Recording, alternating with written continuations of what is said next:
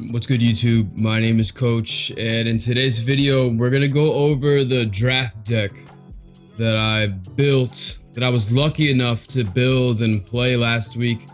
I take no credit for the cards I selected because I watched a YouTube channel called Good Luck High Five, and they do an excellent job of teaching people how to draft. It's as simple as that.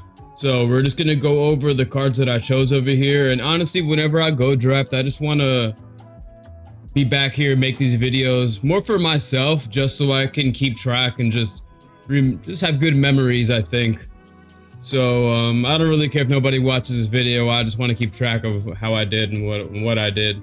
Honestly, I share all my content in the hopes that whoever's watching this can help me, you know.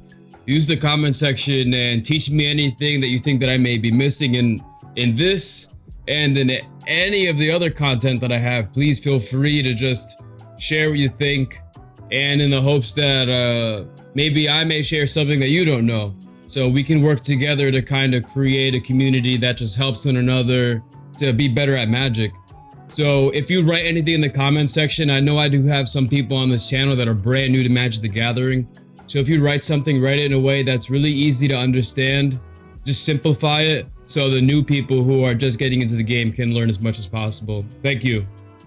Oh, and just be aware that if you comment on this video, you enter for a chance to win this week's giveaway, which is a copy, probably better right here, which is a copy of Zur the Enchanter. So just keep that in mind. All right, so now we're gonna take a look at this deck. So we got Goshintai of Shared Purpose. Honestly, when I was playing this, during the second or third game, I ended up playing this card. Listen, this shrine right here in limited is actually pretty strong. At the beginning of your end step, you can pay 1 to just create a 1/1 spirit. Just having the ability to create that spirit and then also use that spirit to crew your vehicles is pretty powerful. So it's a pretty good card. Now, I actually have 2 copies of this Network Disruptor. You know, on the video on the Good Luck High Five YouTube channel, they said whenever they saw this card in a game, they automatically knew they were going to lose that game. So whenever I saw this in draft, I took it. So this says it's flying, it's 1/1, 1 mana. And when it enters the battlefield, you can tap a permanent. So there are ways to ninjutsu inside this deck, so you can basically attack, bring this back into your hand to then play it next turn for 1 mana to tap something so that you can attack unblocked again with a ninja potentially. So these 2 cards right here, I highly recommend in blue if you're playing blue. Almost, if you're playing blue, you got to be playing these cards, man. These cards are so good. So we have the Moth Rider Patrol. You know, one of the things that they said in that YouTube channel was to play cards that are good early but scale late. And I know it's for 4 mana, you can tap a target creature, but I can't tell you how many times I was tapping down 7/7s or 5/5s with this creature, and this creature kept me in the game, honestly. So this is a strong card in limited. Like, people would use an entire removal spell on this card. So we have 2 copies of this Kitsune Ace over here. This is good because it can untap itself whenever your vehicle control attacks, or you can give a vehicle first strike, which tends to be kind of strong. We have a Spirited Companion here. It's just a 2 mana 1/1 that draws you a card that you can potentially bring back to your hand to then draw another card. We drafted a Behold the Unspeakable. I'm telling you, this card wins games. It says creatures you don't control get -2, -0 until the end of turn, which basically just makes it, I can't tell you how many times I did that where it's like, all right, I passed the turn and then nothing matters anymore, you know? So it just buys you, it basically just gives you an extra turn, and then it'll draw you 4 cards, or you scry 2 and then draw 2. And then when you exile it on the 3rd one, it turns into a Flying Trampler that gives you +1/+1 for each card in your hand, which, let me tell you that there are points where I was able to ninjutsu this card as it transformed after it attacked, so I was able to get both of these again. So I'm telling you, this card right here is great. And if you ninjutsu this, you're probably gonna win the game. We have the Moon Snare Specialist. Enters the battlefield, the return target creature to its owner's hand. Most importantly, it just has ninjutsu. I would have liked this creature to have 3 power and 2 toughness for a 4 mana creature, but it is what it is. Speaking of a 3 power creature, this is ninjutsu for 2, and whenever a ninja deals combat damage to a player, you create a treasure token. I'm telling you, turn 1, you play this 1 creature. Turn 2, you attack with the fire, it's unblocked, and then you bring out this for 2 mana. On turn 2, you're attacking for 3 damage. This card's really good. We have a Moon Circuit Hacker, just ninjutsu for 1, just draws you a card. We have a 7-Tail Mentor. I'm telling you, this card right here, when it enters the battlefield or goes away, put a +1/+1 counter on target creature you control. I was lucky enough to run 2 of these, and this can just make a blocker that you have better or make an offensive creature that you have more offensive. Now we're off to the vehicles. We have a Dragonfly Suit for 1 mana. To crew 1, you have a 3/2 flyer. So it basically turns, you know, this into a 3/2 flyer. We have the High Speed Hover Bike. This has flash, crew 1, and when it enters the battlefield, you tap target creature.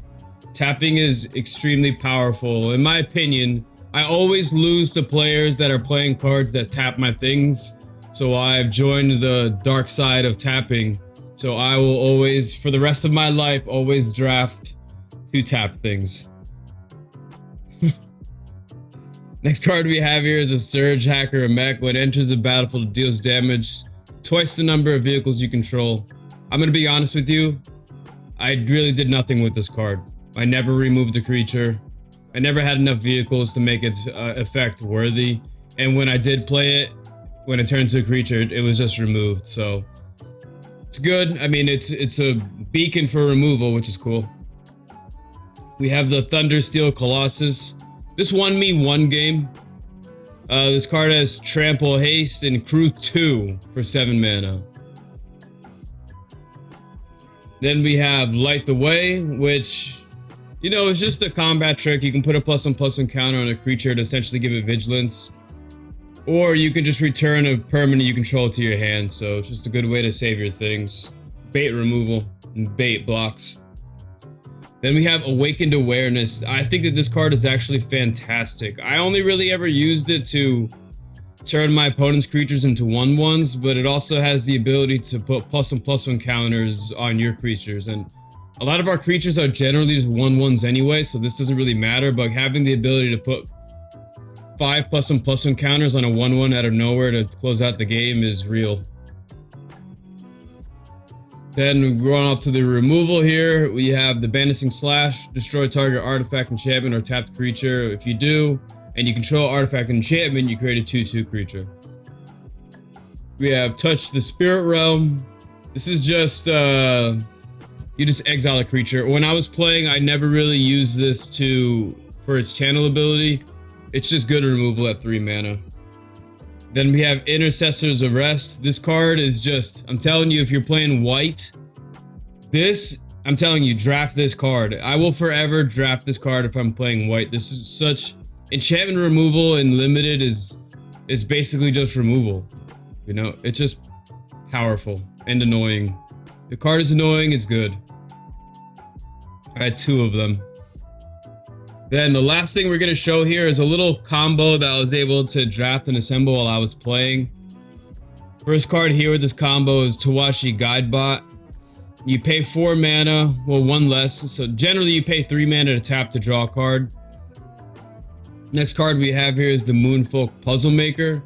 That says that whenever this becomes tapped, you scry 1, and it's 1/4 flyer. And then this card here says you can tap an untapped artifact or creature to add a colorless mana to your mana pool. So when you combine these 3 cards, essentially you can use this to tap this to create a mana, which makes this cost 1 less. You then scry once, you look at the top card. If you like it, you keep it there. If you don't like it, put it on the bottom. And then you pay essentially 2 mana to draw a card with the guide bot.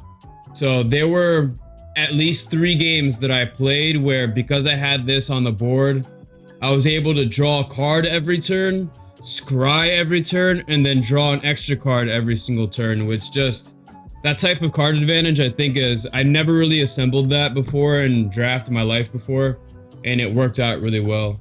So that's gonna be my Azorious draft deck. You know, if you played any other colors or you drafted yourself, please let me know how you drafted and how you did.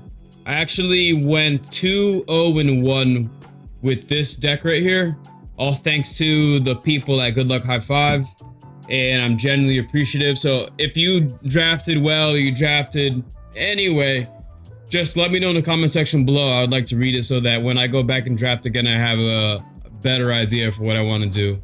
All right, so that's gonna be that. Remember to comment if you want this card. Okay, hope you have an amazing day. All right, peace out, people.